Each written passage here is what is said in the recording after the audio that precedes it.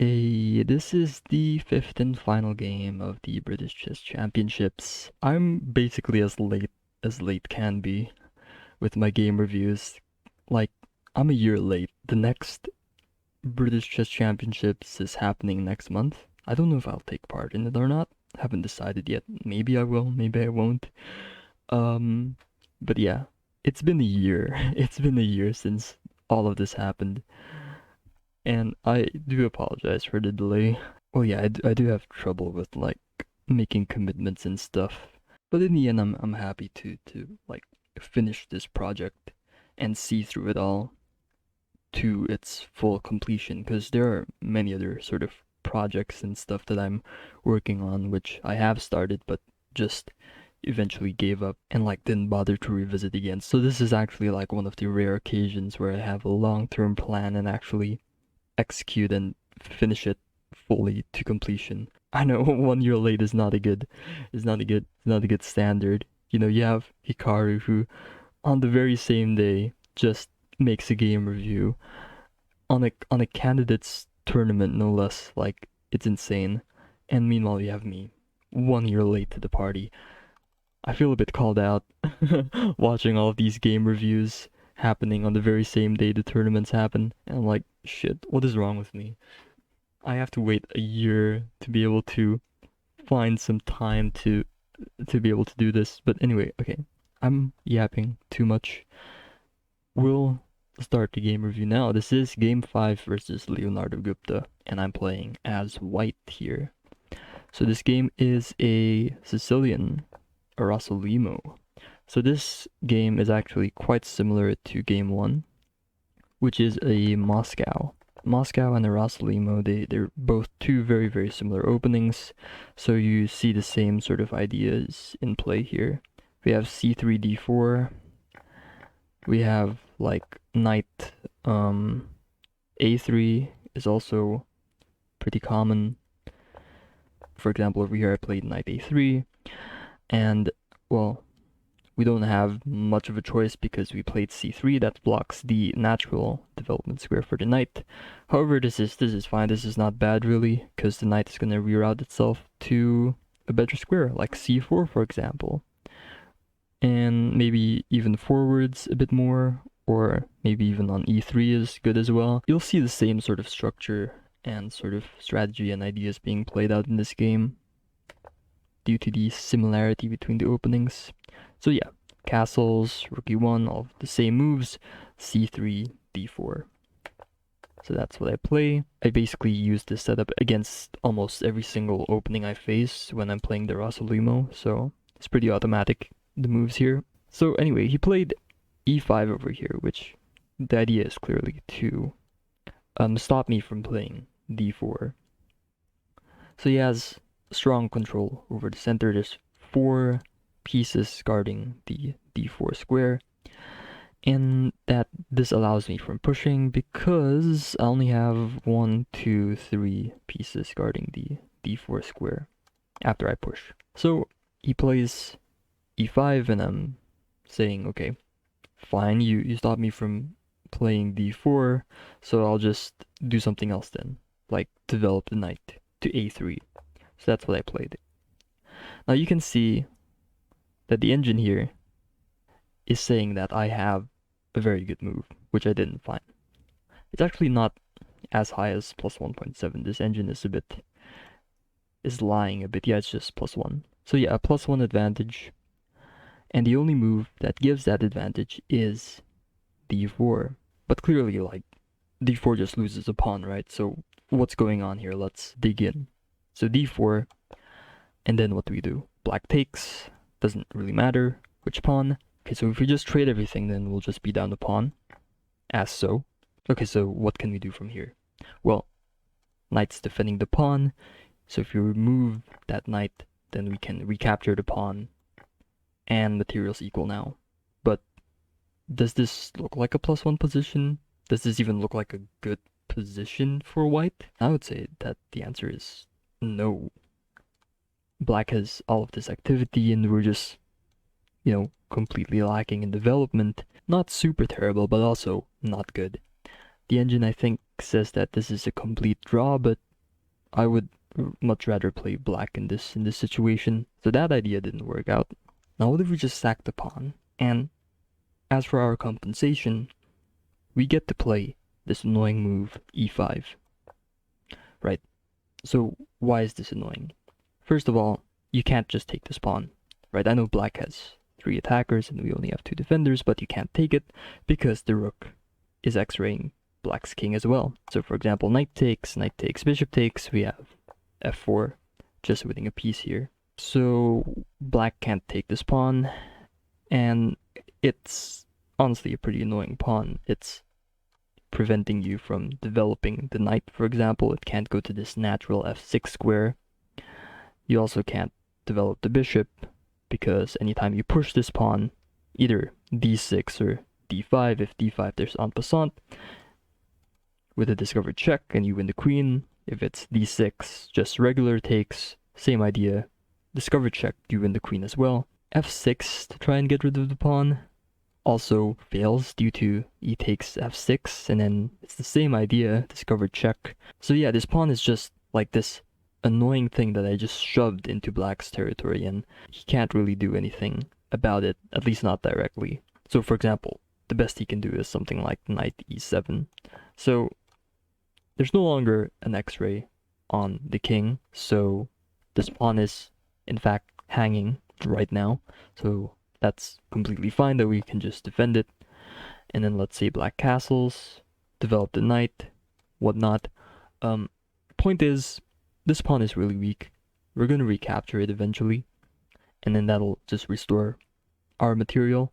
And then at the end of the day, we're just left with a much better position. So that's sort of the idea. It's a pretty hard move to find, honestly, considering how deep you have to sort of calculate in order to figure out the idea behind, you know, the sacrifice here. And well, yeah, it's a bit beyond my pay grade, honestly. So anyways, e5 was played, and then I sort of just discarded this d4 idea because black has such strong control over the square, so why even bother? And I played knight a3 instead, just developing the knight, rerouting it. Played d3 to activate the bishop, castles, and then we have a4, and this is just a space gaining move. It's also a pretty common move that you can play in the Rossolimo as well. You can see that I played the same move in game 1. In fact, if we just switch between these games, you can see that the structure is almost the same. The main difference is we have these 2 pawns in the center, but over here they're a bit further ahead. So yeah, over here I decided to offer the bishop trade. The idea is if he decides to take the bishop, then we take with the pawn, and that gives us a very, very strong outpost for our knight over here. And visually, this position just looks really, really good for white as well. Another alternative plan here is to target this backward pawn over here. We can double or triple or whatever on the d file and exert a huge amount of pressure on this d6 pawn, and black will struggle quite a bit with all of that pressure. One thing worth mentioning, you have to consider knight takes e4 over here, which I saw, but it doesn't work because I have knight d5, queen, and the knight is under attack. You can't really do anything about these 2 threats. So let's say black moves the queen away, essentially just stopping this tactic from taking place, meaning that this pawn is right now hanging. Actually, this time, what we can do is just queen c2 to defend the pawn, and like we're totally fine here. This looks really good for us. Engine says it's plus 0.4, which is smaller than I expected. I was thinking this was sort of like a +1 or something like that, but like practically speaking, I'm pretty darn sure white is doing a lot better here. And of course in this position, black doesn't have to take, and here I was just thinking to just keep the tension, keep these pieces like just staring at each other, and the idea is whenever the perfect moment arises, then I can take. So I can just let this sit here and just wait until some moment arrives. So the perfect moment did indeed take place in the game. In fact, it happened one move later. So h6, quite a weakening move. I think the idea is to stop me from playing knight g5 to target the bishop. But yeah, it is weakening. And I can just exacerbate that weakness on the king side by, doing the bishop trade. Because just look at this. This just looks not good. So yeah, I can like play knight h4 to target this pawn. I can, the queen and the bishop can form a battery and target this h6 pawn. And if he plays g5, then I can play h4 and just try to break everything open. So yeah, not good for black. Not good. However, I'm also at the same time thinking, well, I can take this bishop like 2, 3, 4 moves later, and then the same thing will happen. Black's position will also be quite shit. So I'm thinking, okay, I don't have to take the bishop now, right? The opportunity is still there later on. So let me just prepare a little bit more before committing to, weakening black's king side and launching an attack. So okay, I played b4 here. The idea is to stop knight a5 because I want my bishop to still be there, because I want to take at some point in the future. And if he takes, then that's good. I open up the c file, I put my rook there, it's x-raying the queen. That looks good for me. If he doesn't take, then I'm going to continue pushing the pawn upwards. Well, hang on a minute, doesn't that allow knight a5? Well, sure, he can play knight a5, but then, of course, I can just trade at this point. And this knight's gonna look stupid. It moved to the corner to attack the bishop, but the bishop is no longer there, so it just looks stupid in the corner. So yeah, that's the idea behind b4. He plays b6, and then okay, I play queen c2 over here. The idea is I am eyeing down this g6 pawn, which will become a target once we trade bishops. So yeah, this is basically preparatory moves for the impending attack that'll take place once I capture the bishop. So yeah, rook there, and then I thought, okay, it's time. Bishop takes. Okay, what now? Well, I can't really lodge an attack if the position's just all closed like this, so the next move should be obvious. Just open everything up. Okay, so another important thing to note here is I'm not blundering a pawn. As you can see, there are 3 attackers, while we only have 2 defenders. However, if you just trade everything, then I win the queen because this knight is pinned. So yeah, you can trade, but you're gonna have to think of something else after I play c takes d4. So what I had in mind for black was something like rook c8, and then I can, sort of just copy, and then at some point e5, and then this queen gets to take the g6 pawn over here, etc, etc. Importantly, e5 right now doesn't quite work because let's say you have pawn takes, queen takes, and then black has e4, knight here, queen has to go back, takes, and then like knight g4, knight takes. You have to take with the knight because otherwise it's hanging. So knight takes, but then that allows the queen trade, and then your attack just dies. That's it. So yeah, e5 immediately, not good. You gotta wait still a bit for the perfect moment to arise. Hence, you play more of these, preparatory moves beforehand. However, that's besides the point because black decides to go for a different approach, which I did not anticipate at all. Knight d7. And the idea is this bishop just suddenly becomes alive. And this is starting to look very scary for me. This d-pawn is hanging. It's being attacked by the knight and this newly awakened bishop.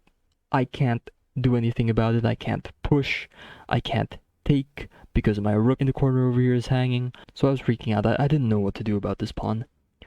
And then I stopped freaking out because I saw e5.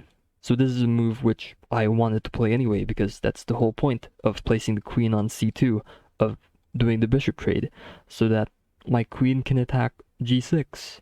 But also in this case, it's just blocking the bishop as well. So I can play e5 and then everything will be fine, is what I thought. But upon analyzing the game afterwards, the engine gives rook takes f3, this rook sacrifice over here. The idea is pretty simple to see. You're getting rid of the defender of the d4 square, allowing your knight to jump in, and this will be a very powerful knight.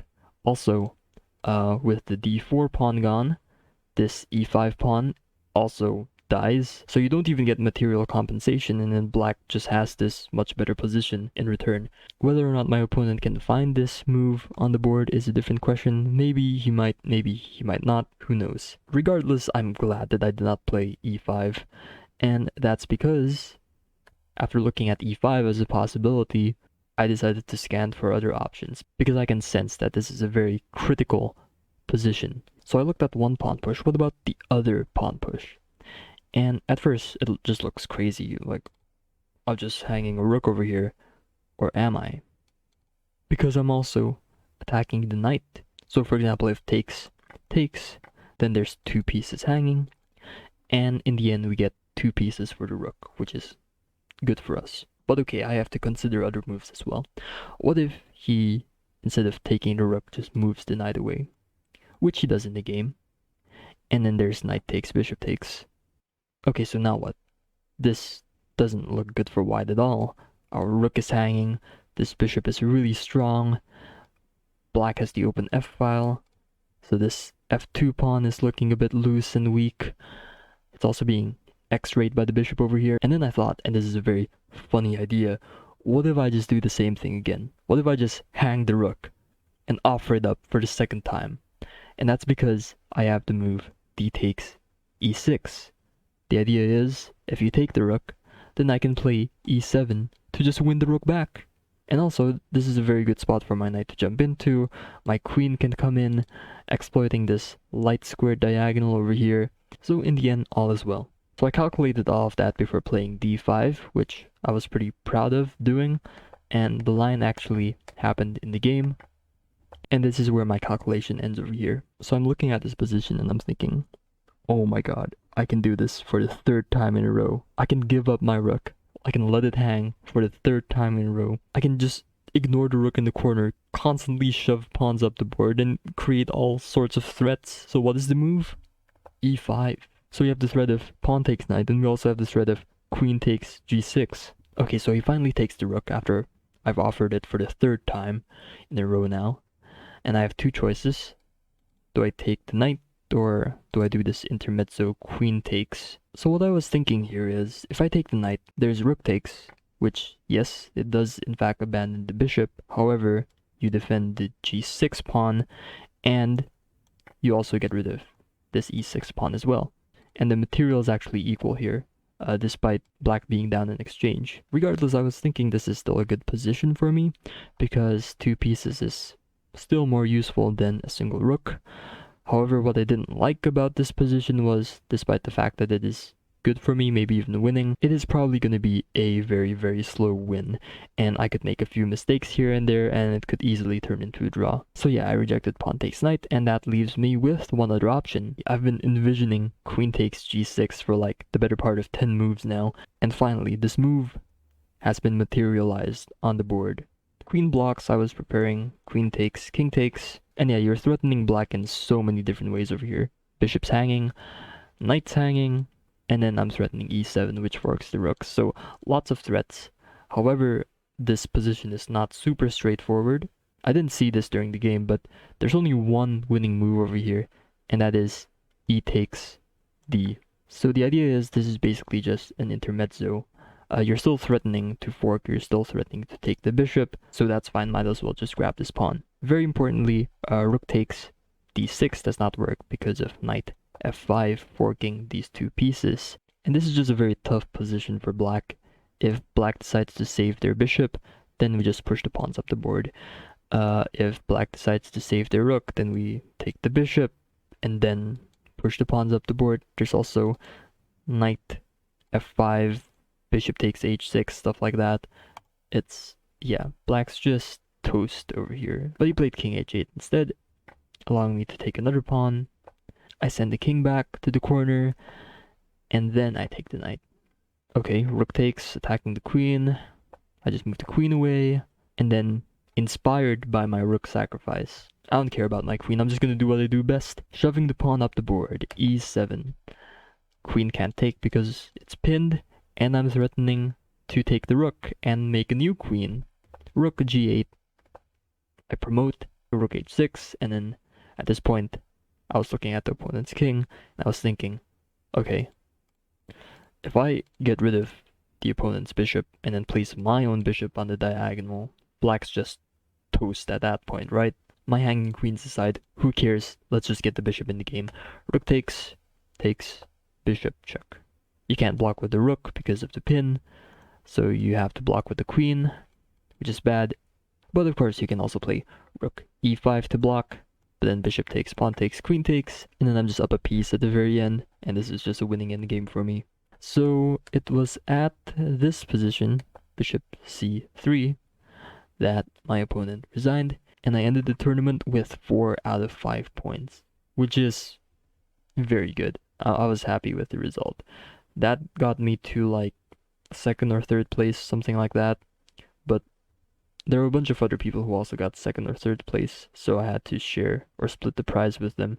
It was, I think, £60, but there were like, let me think, 5 other people who got the same place as me, so 60 divided by 5, I got £12 in the end, which is honestly just pennies compared to the cost of the travel and accommodation, and the entrance fee, which is like 20-30 pounds, or maybe 40, I can't even remember now. Anyways, we don't play chess for the money, only grandmasters do that. So yeah, financially, I was broken, but we played some good chess. This game in particular was super fun. I don't know, I'm happy overall.